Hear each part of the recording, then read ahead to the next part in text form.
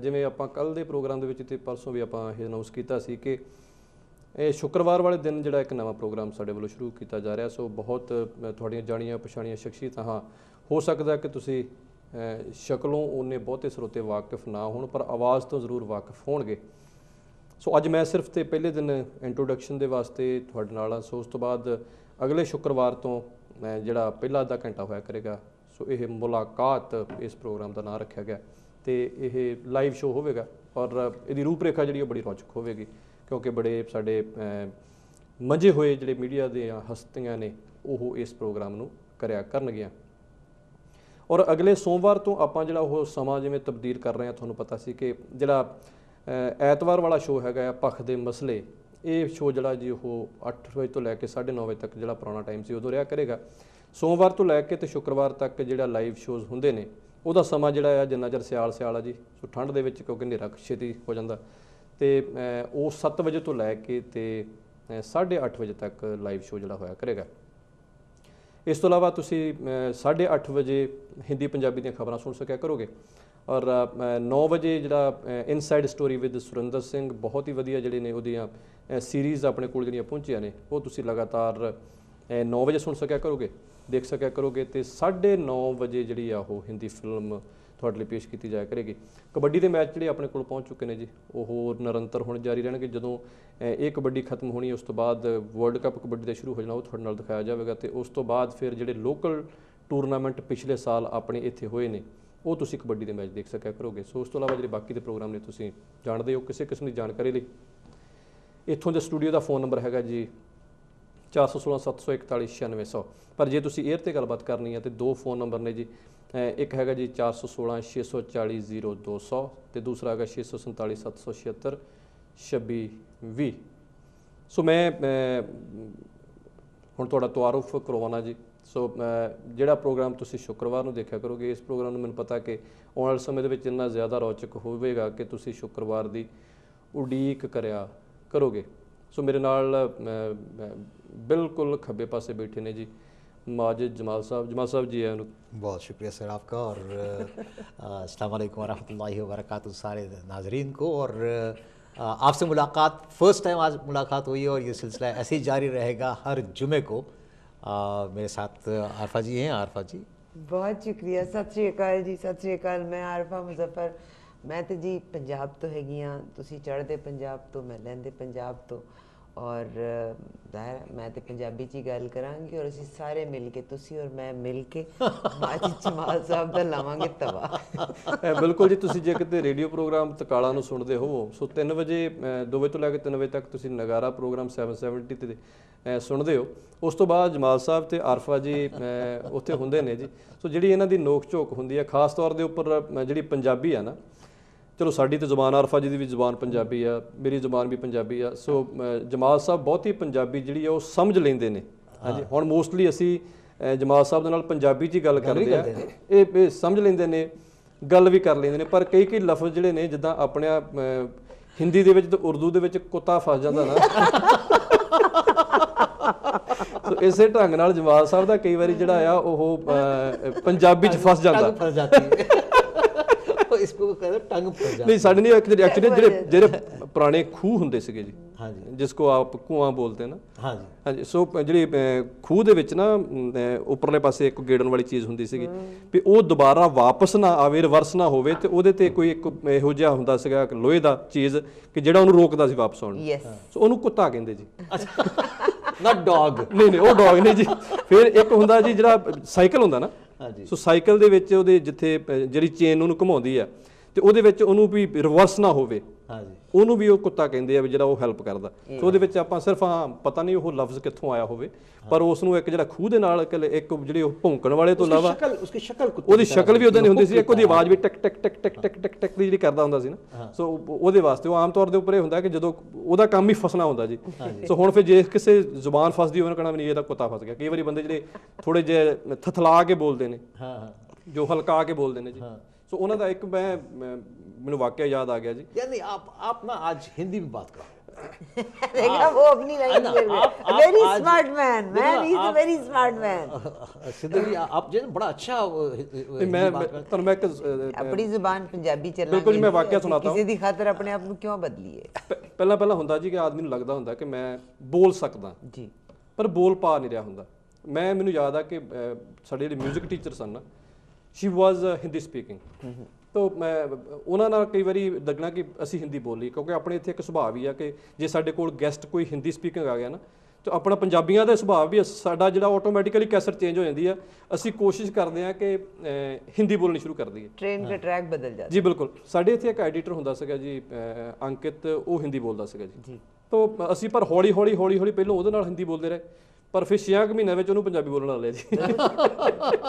ਸੋ ਮੈਨੂੰ ਮੈਡਮ ਕਹਿੰਦੇ ਕਿ रणधीर वो ना आप स्टाफ रूम से रजिस्टर लेकर आना, तो ਉਹਨਾਂ ਸਮੇਂ 'ਚ ਹਿੰਦੀ ਆਉਂਦੀ ਨਹੀਂ ਸੀ, ਤਾਂ ਮੈਂ ਨਾਲ ਮੁੰਡਾ ਹੋਰ ਸੀਗਾ ਸਾਡੇ ਜੀ, ਮੈਂ ਉਹਨੂੰ ਅੱਗੇ ਆਰਡਰ ਲਾਤਾ ਵੀ ਯਾਰ ਰਜਿਸਟਰ ਫੜ ਲਿਆ। ਤੇ ਜਦੋਂ ਕਲਾਸਰੂਮ ਚ ਚਲ ਗਿਆ ਤਾਂ ਰਜਿਸਟਰ ਲੈ ਕੇ ਆਇਆ ਨਾ, ਤੇ मैडम मैंने पूछ रहे हैं कि रणधीर मैंने आपको रजिस्टर लाने के लिए भेजा था, तो मैं बोल रहा हूँ कि वो मुंडा है ना मंगत, मैंने उसको घलिया है जी। वो भी आउंदा ही होगा। तो उस तो बाद चलो ठीक है जी, पर उन्होंने समझ गल आ गई जी, लैंगुएज का भाषा का मतलब तो यही है कि आप एक दूजे की गल समझ जी। सो उस तो बाद जिहड़ा तबला जी, तबला उतों क्लासरूम च है नहीं सी, ते उत्थे ढोलक पई सी जी, तो मैंने कहा अरे भाई तबला कहाँ गया? मैं कहा जी वो गीदे वाली लड़कियां लेकर गई। उन्होंने वो भी बर्दाश्त कर लिया। मैं ये ढोलक यहाँ क्या कर रही है? मैं कहा ये पाटी हुई है। वो मत्थे ते हाथ बढ़ा के आप फटी हुई नहीं बोल सकते हो। सो आम तौर के उपर की हिंदी जिहड़ी है ना, तो हुण असीं तुहाडे तो हिंदी सिखांगे, ते तुसीं इन्हां दा पंजाबी सिखणी नहीं जी, किन्ने साल हो गए? नहीं मगर आप बड़ी अच्छी हिंदी बोलते हो। हाँ नहीं हुण तो वैसे हो गए 20-25 साल भी हो गए जी, अद्धी जिंदगी जिहड़ी है जी ओह फिर वही पंजाबी हिंदी में बात करें। so, आप हमें अपने ट्रैक पे मत लेके आए, हमारे track so don't try to convince us to be on your track, be on our track। So programme ਦੀ ਤੁਸੀਂ ਰੂਪਰੇਖਾ ਦੱਸੋ ਜੀ ਕਿ सबसे पहले ਕਿਹੋ ਜਿਹਾ ਹੋਇਆ ਕਰੇਗਾ जी। सिद्धू साहब मैंने हमेशा डेली आपसे मुलाकात या अल्टरनेटिव डे ते ਤੁਹਾਡੇ ਨਾਲ मुलाकात ਹੁੰਦੀ है 7-7 I always complimented your matching, कि आपकी मैचिंग कोट और turban, you always in a good matching। और तो and I never knew कि what is behind the scene। आपने हमेशा कहा कि जी मुझे शौक है, पर आज जो मैं इत्थे आके बैठी है ना, I realized कि because you do daily live show जी, that is the reason you are so very cautious and conscious about your match। Actually ਇੱਕ ਹੈਬਿਟ ਵੀ ਹੁੰਦੀ ਹੈ, ਕਿਉਂਕਿ ਆਮ ਤੌਰ ਦੇ ਉੱਪਰ ਮੈਨੂੰ ਫਿਰ ਇਹ ਹੁੰਦਾ ਕਿ ਚੀਜ਼ਾਂ ਤਾਂ ਆਪਾਂ ਰੋਜ਼ ਪਾਉਣੀਆਂ ਹੁੰਦੀਆਂ ਜੀ। Exactly। ਤੁਸੀਂ ਔਰਤਾਂ ਤੋਂ ਆਪਾਂ ਕੁਝ ਨਾ ਕੁਝ ਇਹ ਸਿੱਖ ਸਕਦੇ ਹਾਂ ਪੋਜ਼ਿਟਿਵਿਟੀ ਦੇ ਨਾਲ, ਕਿ ਤੁਸੀਂ ਹਮੇਸ਼ਾ ਹੀ ਜੇ ਸੂਟ ਜਿਸ ਰੰਗ ਦਾ ਪਾਇਆ ਹੋਏਗਾ ਨਾ, ਚੁੰਨੀ ਤੁਹਾਡੀ ਉਸੇ ਰੰਗ ਦੀ ਹੋਏਗੀ, ਜੇ ਕੰਟਰਾਸਟ ਵੀ ਹੋਏਗਾ ਉਹ ਵੀ ਜਿਹੜਾ ਜੱਚਦਾ ਉਹੀ ਕੰਟਰਾਸਟ ਹੋਏਗਾ। ਸਹੀ। ਸੋ ਆਦਮੀ ਜਿਹੜੇ ਨੇ ਪੱਗਾਂ ਭਾਵੇਂ ਸਾਰਿਆਂ ਦੇ ਕੋਲ ਸਾਰੇ ਰੰਗ ਦੀਆਂ ਹੋਣ, ਜੇ ਪੱਗ ਕਿਸੇ ਹੋਰ ਰੰਗ ਦੀ ਬੰਨੀ ਆ, ਸ਼ਰਟ ਕਿਸੇ ਹੋਰ ਰੰਗ ਦੀ ਪਾਈ ਆ, ਸੋ ਜਿਸ ਨੂੰ ਸਿਰਫ ਤੇ ਸਿਰਫ ਇੱਕ ਢੰਗ ਦੇ ਨਾਲ ਉਹਨੂੰ ਆਰਗੇਨਾਈਜ਼ ਕਰਕੇ ਰੱਖਣ ਦੀ ਜ਼ਰੂਰਤ ਹੁੰਦੀ ਹੈ, ਕਿ ਤੁਸੀਂ ਸਵੇਰੇ ਤੁਹਾਡਾ ਦਿਮਾਗ ਜਦੋਂ ਤੁਸੀਂ ਵਾਸ਼ਰੂਮ ਚੋਂ ਨਹਾ ਕੇ ਨਿਕਲਦੇ ਹੋ, ਤੁਹਾਡਾ ਦਿਮਾਗ ਉਦੋਂ ਹੀ ਸ਼ੁਰੂ ਹੋ ਜਾਵੇ ਕੰਮ ਕਰਨਾ ਕਿ ਤੁਸੀਂ ਇਸ ਵੇਲੇ ਪੱਗ ਕਿਹੜੀ ਬੰਨਣੀ ਆ, ਤੇ ਨਾਲ ਪਤਾ ਹੋਵੇ ਵੀ ਅਸੀਂ ਸ਼ਰਟ ਕਿੱਥੇ ਟੰਗੀ ਆ। ਐਗਜ਼ੈਕਟਲੀ। ਸੋ ਇਹ ਬਹੁਤੀ ਮਿਹਨਤ ਨਹੀਂ ਕਰਨੀ ਪੈਂਦੀ ਜਿਹੋ ਜਿਹੀ ਹੈਬਿਟ ਹੋਵੇ। ਆਫ ਕੋਰਸ ਦਿਸ ਇਜ਼ ਜਦੋਂ ਅਸੀਂ ਕਿਸੇ ਨ੍ਰਿਤ ਕੋਲ ਜਾਂਦੇ ਆ ਤਾਂ this is the first presentation जी। but anyways आज मैनू ओदे वजह पता लग गई कि what is the reason behind। anyways सब तो पहले ते सिद्धू साहब बहुत शुक्रिया you gave us an opportunity। I thank all the viewers, और यकीनन थाड़ा feedback definitely सानू ज़रूर चाहिए होएगा। do give us your feedback। मेरा कैमरा मेरा ख्याल जी बिल्कुल यही है जी, जो तुसी देख रहे हो please do give us feedback as well, ताकि we can improve ourselves। मुलाकात का मकसद यही होगा कि first of all to be in contact with the community, number 2 जैसे जिस तरह आज जी गल की साढ़े बहुत सारे वड्डे लोग जोड़े ने बाज़ औकात अखबारां नहीं पढ़ते, साढ़े चैनल के उत्ते डेफिनेटली वो ऑल दोज इशूज़ डिस्कस भी होंगे होंगे आज ही। अमेरिका और Canada they always follow each other, specially Canada always follow America. मगर आज ही जिस तरह रात तुसी भी स्पीच सुनी जनाब ओबामा साहब ने जोड़ा अनाउंस किया, यकीनन उदे आज जिहड़ी रिपब्लिकन्स ने एक लम्हे दा वो हिसाब दे रहे हैं कि जितने लोग इस वक्त ਉਹਨਾਂ ਨੂੰ ਐਮਨੈਸਟੀ ਮਿਲੀ ਹੈ, गवर्नमेंट ਦਾ ਕਿੰਨਾ ਨੁਕਸਾਨ ਹੋਏਗਾ? थोड़ा सा अगर आप उसको कवर करते हैं। आरफा जी ये बता दूं कि there are 41 million people, parents living in America कि जो अभी फ़िलहाल इलीगल समझे जाते हैं। वो 5 साल से वहाँ रहते हैं, टैक्स पे करते हैं, एंड उनके बच्चे जो है वो either they were born in America और दे आर परमानेंट रेजिडेंट्स। तो उन 41 मिलियन, अगर अंदाज़ा लगाएं कि 41 मिलियन जो है कनाडा की आबादी जो है राजा साहब इज नॉट 40 मिलियन पीपल, और वो 40 मिलियन पीपल को अंडरग्राउंड अलाउ करेंगे कि ये सारे लीगल हो जाए। सही, मगर रिपब्लिकन्स जब इसको तोड़ फोड़ के देख रहे हैं तो the thing what they are saying is कि ज़ाहिर है चाइल्ड टैक्सेस और टैक्स पेयर का पैसा इन लोगों के ऊपर आने से कितना इन लोगों की तरफ पैसा जाएगा, what America is going to get. But anyways America में अगर ये हुआ है तो is it possible to happen the same in Canada और not? I don't think so. Canada is not gonna follow, Canada जो उसको फॉलो नहीं करेगा क्योंकि कनाडा की डेमोग्राफी दूसरी है, और फर्स्ट ऑफ ऑल यहाँ पर 41 मिलियन तो हमारी, जैसे मैंने आपसे कहा, आबादी नहीं है, तो यहाँ पर इतना बड़ा प्रॉब्लम नहीं है ये। सही, यहाँ पर जो इनका इमिग्रेशन सिस्टम है होंगे कुछ थाउजेंड्स में होंगे। It is not in, I remember in 1978 Canada में जब ट्रूडो साहब की हुकूमत थी तो उस वक्त जो है उन्होंने सारी एमनेस्टी दे दी थी कि जितने भी लोग उस वक्त मेजॉरिटी जो लोग आए थे यहाँ पर वो स्टूडेंट्स थे, तो वो स्टूडेंट्स होने की वजह से तो उनको एक चांस मिला कि भाई जितने स्टूडेंट्स हैं यहाँ पढ़ रहे हैं उनको आप एमनेस्टी देते हैं, और जो भी वहाँ पर उस वक्त कनाडा में था उसको सारों को एमनेस्टी देती थी। 78-79 की बात है।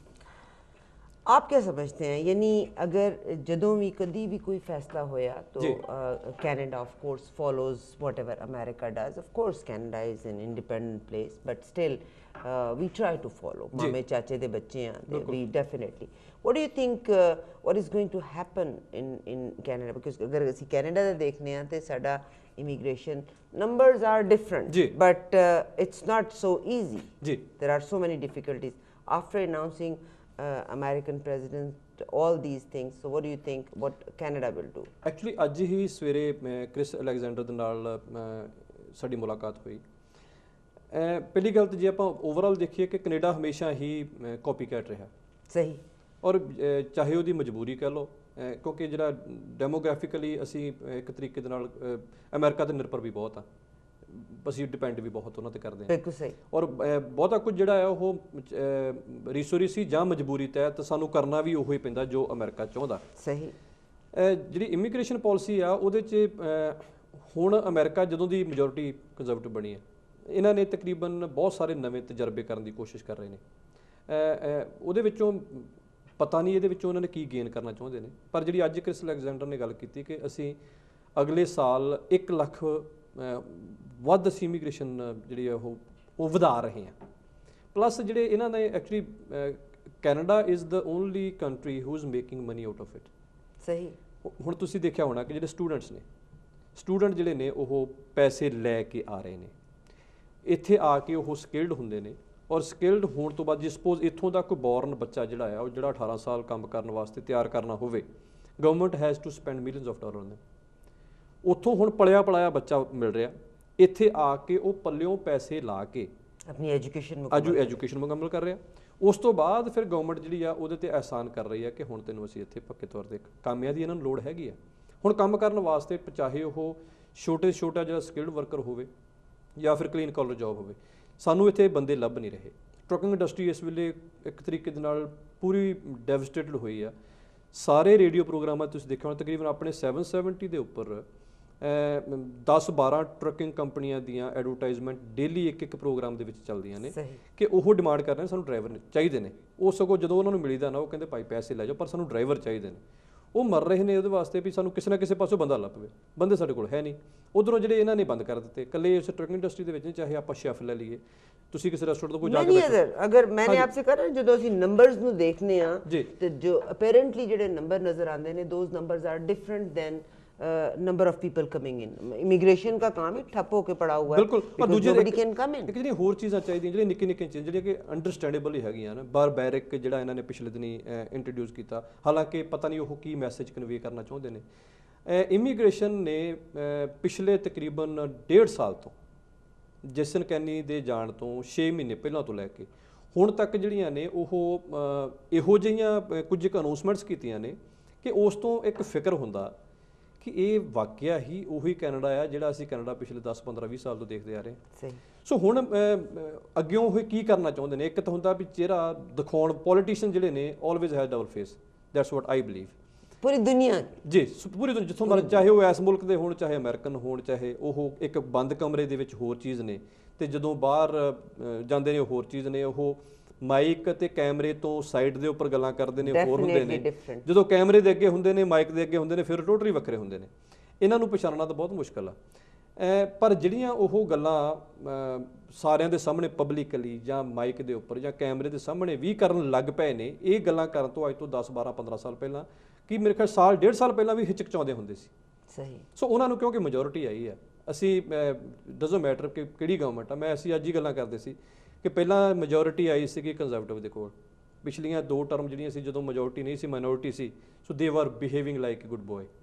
ਜਦੋਂ ਮੈਜੋਰਿਟੀ ਆ ਗਈ ਸੋ ਉਹਨਾਂ ਨੇ ਆਪਣਾ ਜਿਹੜਾ ਉਹ ਆਪਣਾ ਹੋਣਾ ਦਿਖਾਉਣਾ ਸ਼ੁਰੂ ਕਰ ਦਿੱਤਾ।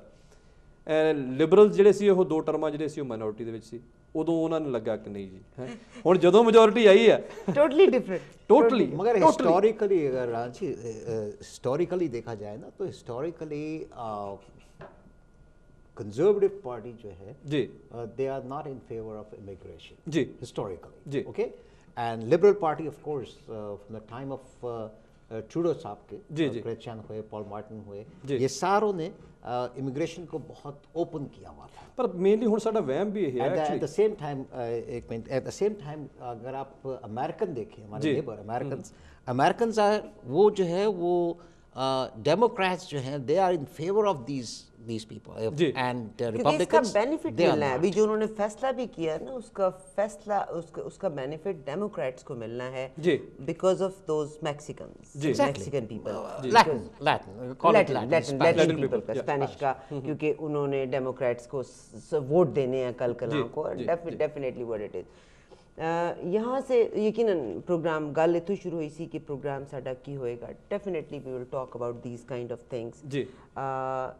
इसके क्या इफेक्ट्स होंगे, आफ्टर इफेक्ट्स क्या होंगे, we will always have some guest with अस।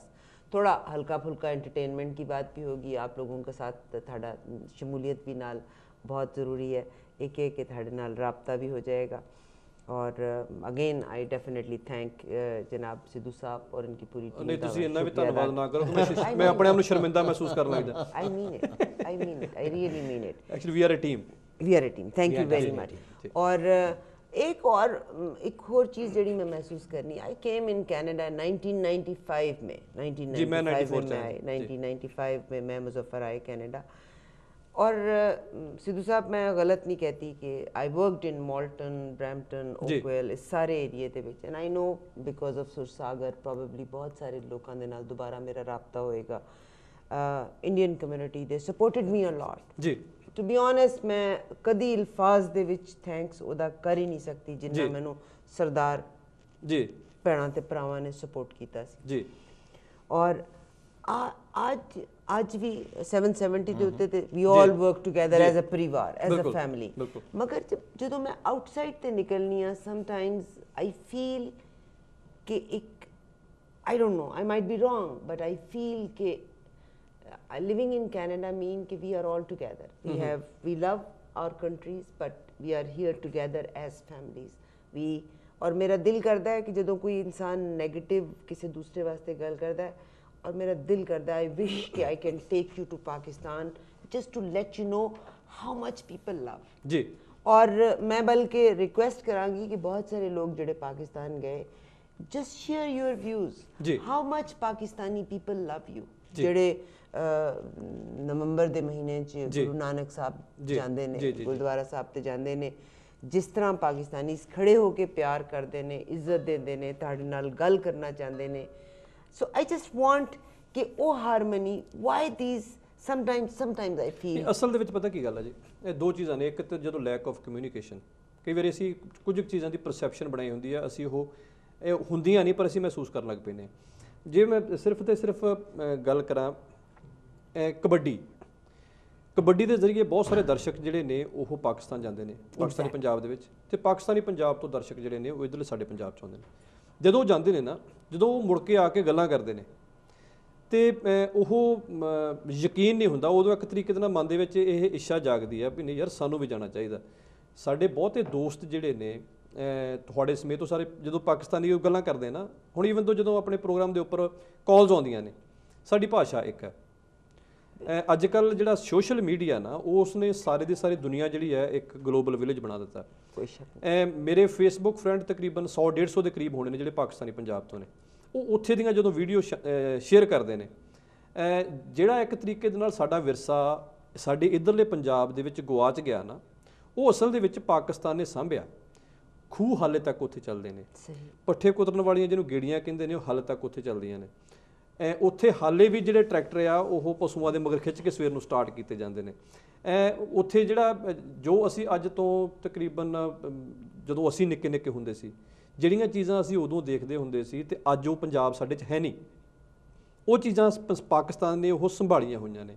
ਸਾਡੀ ਵਿਰਾਸਤ ਸਾਂਝੀ ਆ, ਸਾਡਾ ਸੱਭਿਆਚਾਰ ਸਾਂਝਾ, ਸਾਡੀ ਭਾਸ਼ਾ ਸਾਂਝੀ ਆ। ਈਵਨ ਦੋ ਕਈ ਵਾਰੀ ਜਿਹੜੀ ਪੰਜਾਬੀ ਆ ਨਾ, ਮੈਂ ਪਾਕਿਸਤਾਨੀ ਚੈਨਲ ਜਦੋਂ ਸਾਡੇ ਉੱਥੇ ਉਦੋਂ ਚੱਲਦਾ ਹੁੰਦਾ ਸੀਗਾ PTV ਐਂਟੀਨਾ ਦੇ ਜ਼ਰੀਏ, ਬਹੁਤ ਸੇ ਲੋਕ ਰੇਡੀਓ ਪ੍ਰੋਗਰਾਮ ਸੁਣਦੇ ਸੀ। ਕਈ ਵਾਰੀ ਧੁੰਦਲਾ ਜਿਹਾ ਆਉਂਦਾ ਹੁੰਦਾ ਸੀ ਤੇ ਉੱਪਰੋਂ ਉਹ ਜਿਹੜਾ ਐਂਟੀਨੇ ਦੀ ਡਾਇਰੈਕਸ਼ਨ ਚੇਂਜ ਕਰਨੀ ਪੈਂਦੀ ਹੁੰਦੀ ਸੀ। ਉਹ ਦੇਖ ਕੇ ਤੇ ਇੱਕ ਬੰਦਾ ਥੱਲੇ ਹੋਣਾ ਜੀ, ਉਹ ਕਹਿਣਾ ਬਸ ਹੁਣ ਕਿੱਦਾਂ ਚੱਲਿਆ ਕਿ ਨਹੀਂ ਸੈੱਟ ਹੋ ਗਿਆ।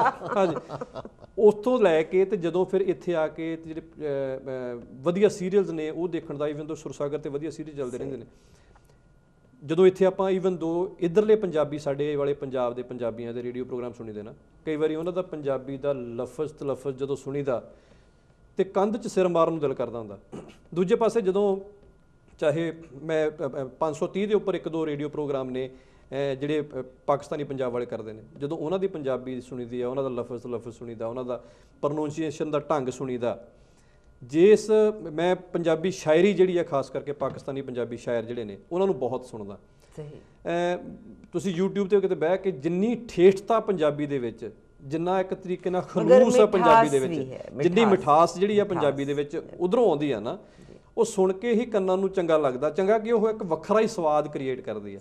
ਸੋ ਜਿਹੜੀ ਉਹ ਚੀਜ਼ਾਂ ਨਾ, ਉਹ ਉਸ ਨੂੰ ਅਸੀਂ ਰੇਡੀਓ ਜ਼ਰੀਏ ਸਿਰਫ ਸੁਣ ਸਕਦੇ ਹਾਂ। ਹੁਣ ਅਸੀਂ TV ਦੇ ਜ਼ਰੀਏ ਇੱਕ ਉਹ ਜਿਹੜਾ ਰਿਸ਼ਤਾ ਬਣਦਾ ਨਾ, that is the most important and fantastic, इसीलिए इसका नाम रखा है मुलाकात। तो जिस तरह गल हो रही सी, ये जो प्रोग्राम शुरू करने का मकसद सी, ते I understand sometimes it hurts me कि as a human being we are here together as Canadians, we have to love and convey our good feelings for each other।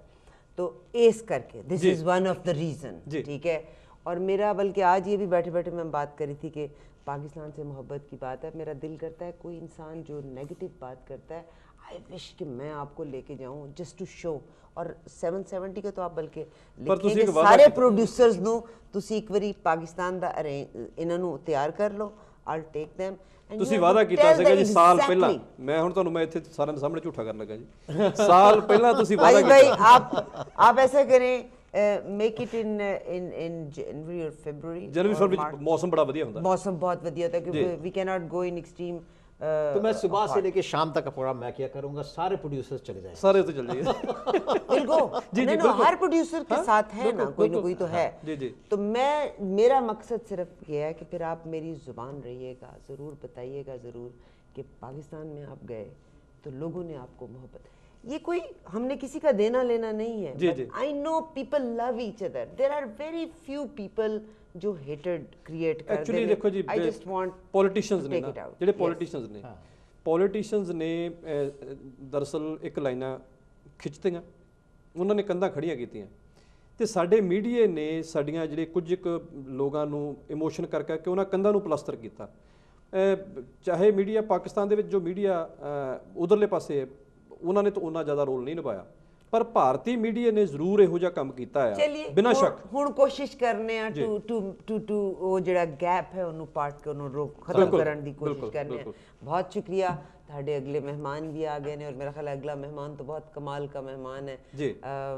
This man जो आपको मैंने टैना साहब, मैंने तो उनको वहाँ बैठे हुए देखा है और आई थिंक दिस मैन वो साडी पंजाबी दी कहावत है, पेट च तड़ी है। जी जी। आपकी भी इंडिया में भी यूज होती है ये हाँ जी हाँ जी, देखो जी पेट। जी। मैं इस लड़के को जब सुनती थी तो मेरा ख्याल था कोई होंगे मेरी उम्र के 55 54 50 के उम्र के होंगे, जी। टर्बन पहनी होगी, बड़ा तजुर्बा। ਵੱਡਾ ਸਾਰਾ ਢਿੱਡ ਹੋਏਗਾ ਜੀ। He's a young boy, माशाल्लाह। पर एनीवेज सिद्धू साहब आपका बहुत शुक्रिया, आपके अगले प्रोग्राम का टाइम जी बिल्कुल जी।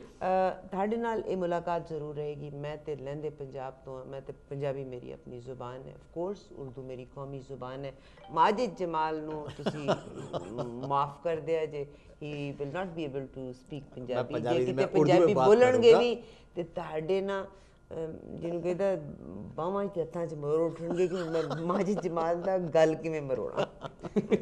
ਸੋ ਇਹ ਜੀ ਅਗਲੇ ਸ਼ੁੱਕਰਵਾਰ ਤੋਂ ਇਹ ਪ੍ਰੋਗਰਾਮ ਨਿਰੰਤਰ ਮੁਲਾਕਾਤ ਸ਼ੁਰੂ ਹੋਵੇਗਾ। तो ਮੇਰੀ ਜਗ੍ਹਾ ਇਹਨਾਂ ਦੇ ਨਾਲ ਕੋਈ ਹੋਰ ਮਹਿਮਾਨ ਬੈਠੇ ਹੋਇਆ ਕਰਨਗੇ। ਸੋ ਆਪਾਂ ਇਹ 7 ਵਜੇ ਤੋਂ ਲੈ ਕੇ ਤੇ 7:30 ਵਜੇ ਤੱਕ ਇਨਸ਼ਾਅੱਲਾ ਇਹ ਪ੍ਰੋਗਰਾਮ ਕਰਿਆ ਕਰਨਗੇ। ਮੈਂ ਤਾਂ ਉਹਨਾਂ ਨੂੰ ਕਿਹਾ ਸੀ ਕਿ ਤੁਸੀਂ 1.5 ਘੰਟਾ ਕਰੋ, ਕਹਿੰਦੇ ਨਹੀਂ ਜੀ ਹਾਲੇ ਅਸੀਂ ਸਿਰਫ ਅੱਧੇ ਘੰਟੇ ਤੋਂ ਸ਼ੁਰੂ ਕਰਨਾ। ਸੋ 7:30 ਵਜੇ ਤੋਂ ਲੈ ਕੇ ਤੇ 8:30 ਵਜੇ ਤੱਕ ਸਰਦਾਰੀ ਲਾਈਵ ਵਿਦਰਾਣਾ ਸਿੱਧੂ ਤੁਸੀਂ ਦੇਖਿਆ ਕਰੋਗੇ। ਬਾਕੀ ਜਿਹੜੇ ਉਸੇ ਤਰੀਕੇ ਨਾਲ ਨਿਰੰਤਰ ਪ੍ਰੋਗਰਾਮ ਸੋਮਵਾਰ ਤੋਂ ਲੈ ਕੇ ਸ਼ੁੱਕਰਵਾਰ ਤੱਕ ਜਿੱਦਾਂ ਆਪਾਂ ਰੋਜ਼ ਪ੍ਰੋਗਰਾਮ ਚੱਲਦੇ ਨੇ ਇਸੇ ਢੰਗ ਨਾਲ ਚੱਲਿਆ ਕਰਨਗੇ।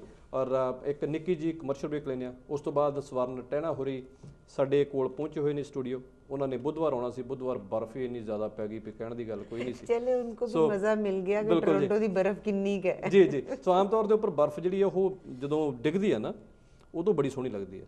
ਸੋ ਜਦੋਂ ਵਿਜ਼ਿਟਰ ਆਉਂਦੇ ਨੇ ਉਹਨਾਂ ਨੂੰ ਬਰਫ਼ ਇੱਕ ਲੱਗਦਾ ਵੀ ਯਾਰ ਆ ਤਾਂ ਸਵਰਗ 'ਚ ਹੀ ਆ ਗਏ।